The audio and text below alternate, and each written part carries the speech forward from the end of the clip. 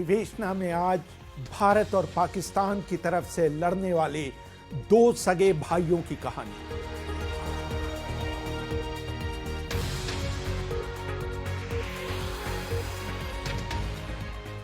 अभिवादन स्वीकार करिए रेहान फजल का।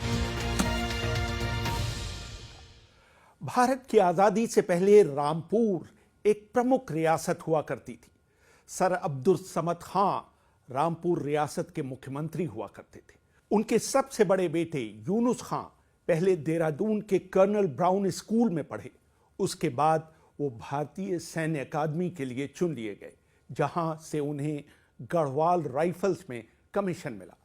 सन 1920 में पैदा हुए उनके छोटे बेटे साहिबजादा याकूब खां भी ब्रिटिश भारतीय सेना के लिए चुन लिए गए, जहां से उन्हें 1940 में 18वीं किंग एडवर्ड कैवेलरी में कमीशन मिल गया। दोनों ने दूसरे विश्व युद्ध में भाग लिया। दोनों को इंडियन जनरल सर्विस मेडल से सम्मानित किया गया। याकूब दूसरे विश्व युद्ध में ब्रिटिश सेना की तरफ से लड़ने अफ्रीका गए, जहां मिस्र और लीबिया की सीमा के निकट तोब्रुक की लड़ाई के दौरान इटली की सेना ने उन्हें बंदी बना लिया। इटली में वो पाकिस्तान और भारत के दो भावी जनरलों याह्या खां और पीपी कुमार मंगलम के साथ कैद से निकल भागे, लेकिन उन्हें दोबारा पकड़ लिया गया। याह्या और कुमार मंगलम भाग निकलने में कामयाब रहे। युद्धबंदी रहने के दौरान उन्होंने इटालियन और जर्मन भाषा सीखी। दूसरा विश्व युद्ध समाप्त होते ही उन्हें रिहा कर दिया गया। उनको उनके दोस्त जैकब के नाम से पुकारते थे। इस दौरान उनके बड़े भाई यूनुस खां बर्मा में तैनात रहे। जब सन 1947 में भारत का विभाजन हुआ तो बड़े भाई साहिबजादा यूनुस खां ने भारतीय सेना में बने रहने का फैसला किया, जबकि उनके छोटे भाई साहिबजादा याकूब खां ने पाकिस्तानी सेना ज्वाइन कर ली। डोमिनिक लापिये और लैरी कॉलिंस अपनी मशहूर किताब फ्रीडम एट मिडनाइट में याकूब खां के पाकिस्तान जाने का विवरण देते हुए लिखते हैं, जब याकूब खां ने रात के खाने के दौरान अपनी मां को पाकिस्तान जाने का अपना फैसला सुनाया तो वो ये सुनकर सन्न रह गई। वो बहुत नाराज भी हुई। उन्होंने कहा, हम यहाँ 2 सदियों से रहते चले आए हैं, हमारे खानदान की कब्रें यहाँ हैं। मैं राजनीति नहीं समझती, लेकिन एक मां के तौर पर मेरी इच्छाएं स्वार्थी हैं। मुझे डर है कि हम हमेशा के लिए जुदा हो रहे हैं। लेकिन याकूब नहीं माने। अगली सुबह उन्होंने रामपुर छोड़ दिया। लापिये और कॉलिंस ने लिखा है, विदा लेते समय उनकी मां ने सफेद साड़ी पहनी हुई थी, जो कि शोक का प्रतीक था। उन्होंने कुरान की आयतें पढ़कर उन्हें विदा किया। 25 सालों से उनके रसोइये रहे रामलाल और उनके ड्राइवर कुंदन सिंह ने उन्हें भरी हुई आंखों से विदाई दी।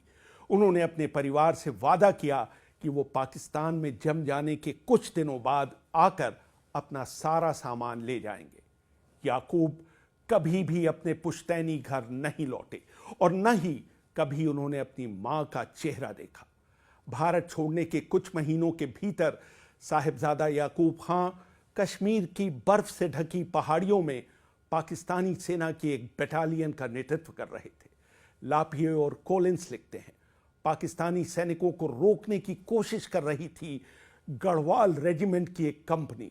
उस कंपनी का नेतृत्व भी याकूब खां की तरह एक मुसलमान अफसर कर रहा था। उसने जुलाई 1947 में पाकिस्तान न जाने का फैसला कर भारतीय सेना में ही रहने का फैसला किया था। वो अफसर भी रामपुर का ही रहने वाला था। उसका नाम था यूनुस खां। वो साहिबजादा याकूब खां का सगा बड़ा भाई था। दोनों भाई कश्मीर में युद्ध के मैदान में एक दूसरे के आमने सामने थे।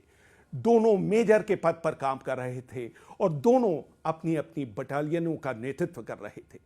पाकिस्तानी पत्रकार हामिद मीर अपने लेख the story of two Khans में लिखते हैं, मेजर यूनुस खां की बंदूक से चलाई गई गोली ने उनके छोटे भाई याकूब खां को घायल कर दिया।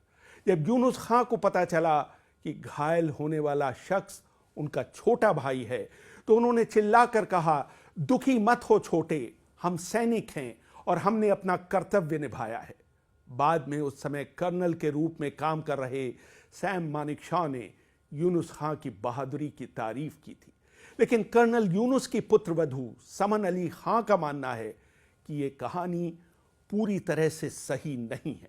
मैंने अक्सर अपनी सास से ये पूछा, क्योंकि काफ़ी आर्टिकल्स वगैरह आते थे, और अपने शौहर से पूछा, एंड ही सेड ऐसा उनकी जानकारी में कुछ नहीं था। वो हमेशा डिनाई करती थी। और उन्होंने कहा, मैंने यूनुस से पूछा कि कभी ऐसा वाकया हुआ। ही सेड हमें बाद में पता चला कि we were on the same fronts. उस वक्त ये ना तो सोशल मीडिया था, ना उस तरह की रिपोर्टिंग थी, और ख़बरें भी कितने साल बाद पहुंचती थी कि कौन कब था, एंड स्पेशली आर्मी न्यूज़।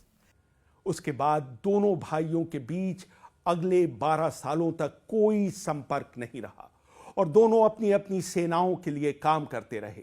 जब सन 1960 में साहिबजादा याकूब खान ने कलकत्ता की एक भारतीय लड़की तूबा खलीली से शादी की तो उनके बड़े भाई यूनुस ने उन्हें बधाई का संदेश भेजा था। याकूब खान की भांजी मुनीजा शम्सी अपने लेख in memoriam Sahibzada Yakub Khan my uncle में लिखती हैं, शादी के समय मामू ब्रिगेडियर हुआ करते थे।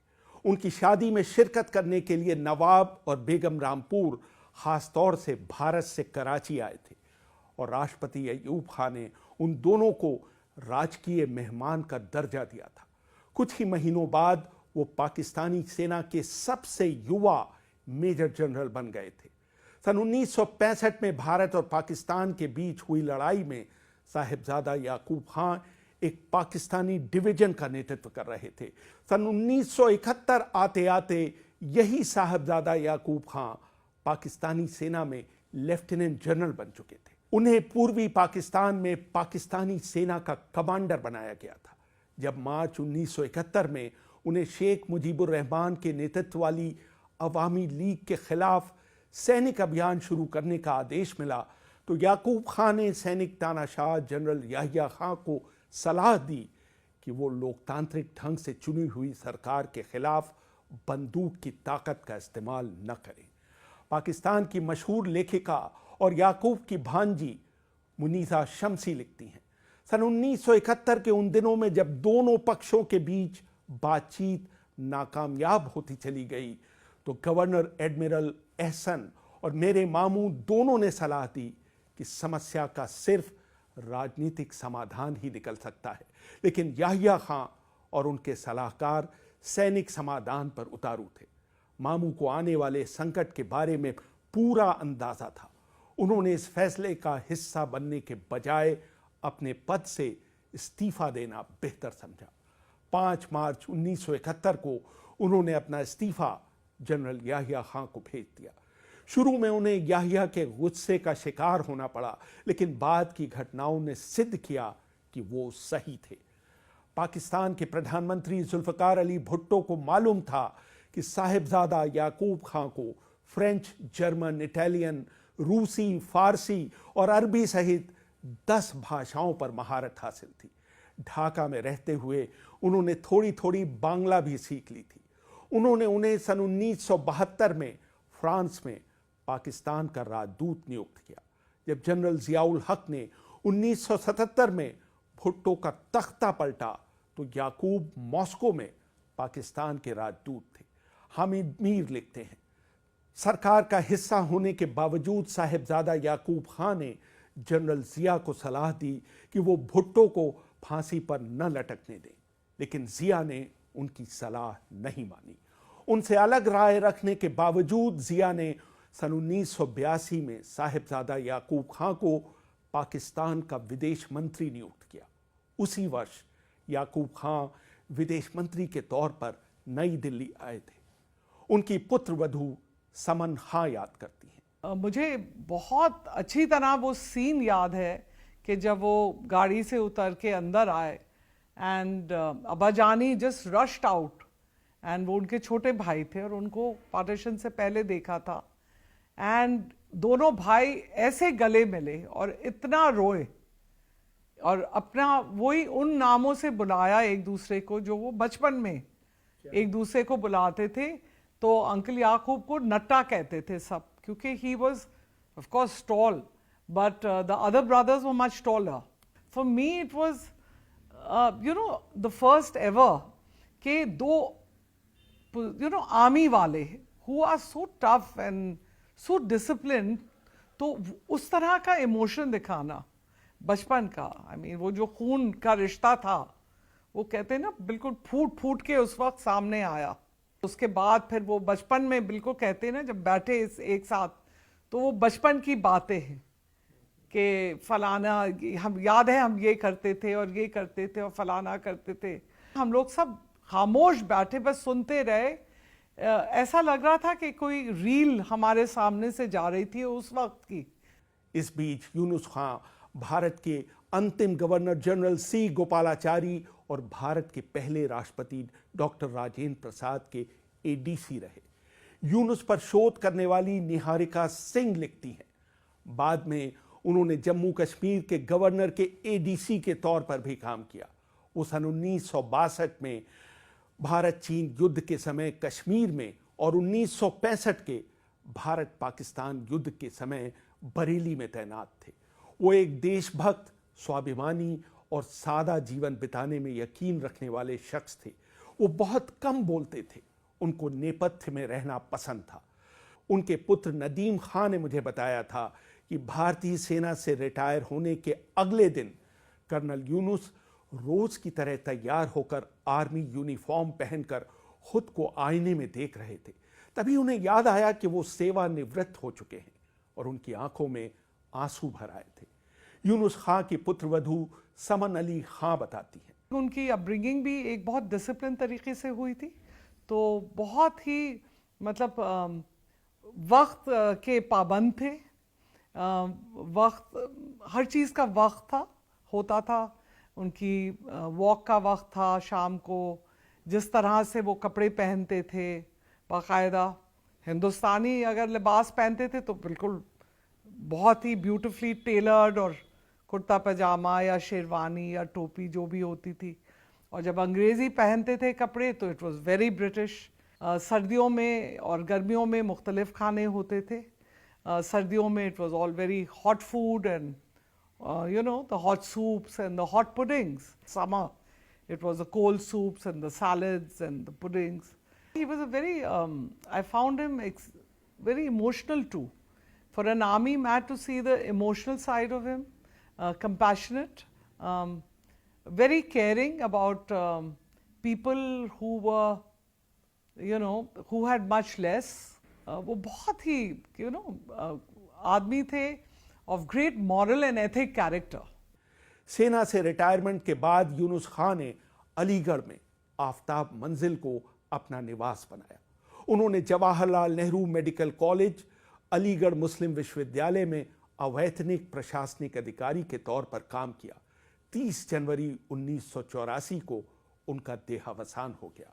उन्हें अलीगढ़ में ही दफनाया गया. उनके छोटे भाई साहिबजादा याकूब खां पाकिस्तानी विदेश मंत्री के तौर पर कई सालों तक काम करते रहे. याकूब को उर्दू शायरी, खासकर गालिब को पढ़ने का बहुत शौक था. वो पेंटिंग का शौक भी रखते थे. मुनीजा शमसी लिखती हैं, उनके कपड़े बहुत स्टाइलिश होते थे. उनके सूट और यहाँ तक कि शेरवानी भी लंदन के मशहूर सेविल रो में सिलते थे. अफगानिस्तान में सोवियत सैनिकों का विरोध करने की पाकिस्तानी विदेश नीति का वो अहम हिस्सा थे. हामिद मीर लिखते हैं, सन 1986 में जब जनरल जिया ने कारगिल पर कब्जा करने की अपनी योजना अपने विदेश मंत्री को बताई तो उन्होंने उसे पूरी तरह से खारिज कर दिया. लेकिन जिया ने उनकी सलाह का सम्मान किया और उस योजना को त्याग दिया गया. कुछ सालों बाद बेनजीर भुट्टो ने भी कारगिल की पहाड़ियों पर कब्जा करने की अपनी सैन्य कमांडरों की सलाह अपने मंत्रिमंडल के सहयोगियों से साझा की. इस बार भी साहिबजादा ने इसका विरोध करते हुए बेनजीर भुट्टो को ऐसा न करने के लिए मना लिया. सन 1999 में तीसरी बार पाकिस्तानी सेना ने इस योजना को बिना सरकार को विश्वास में लिए लागू करने की एक बार फिर कोशिश की, जिसकी वजह से पाकिस्तान की काफ़ी किरकिरी हुई और उसे कई समस्याओं का सामना करना पड़ा. साहिबजादा याकूब खां सबसे लंबे समय तक पाकिस्तान के विदेश मंत्री रहे। उन्होंने जियाउल हक के अलावा बेनजीर भुट्टो और नवाज शरीफ के साथ भी काम किया था। उनके नेतृत्व में ही अफगानिस्तान से सोवियत सैनिकों की वापसी की बात तय हुई थी। अपने अंतिम दिनों में वो नवाज शरीफ सरकार के अनौपचारिक सलाहकार के तौर पर काम कर रहे थे। हामिद मीर लिखते हैं, एक बार जब मैंने उनसे कहा कि उन्हें अपनी आत्मकथा लिखनी चाहिए तो उनका जवाब था, मैं अपनी उपलब्धियों और दुखों का तमाशा नहीं बनाना चाहता। मैं अपने भाई का जिक्र किए बगैर अपनी कहानी नहीं कह सकता जिन्होंने भारत की सेवा की थी। हम एक दूसरे के खिलाफ लड़े थे, उसने अपना काम किया और मैंने अपना। अपने बड़े भाई की मौत के तकरीबन 32 साल बाद छोटे भाई ने 26 जनवरी 2016 को हमेशा के लिए आंखें मूंद दी। रेहान फजल, BBC दिल्ली।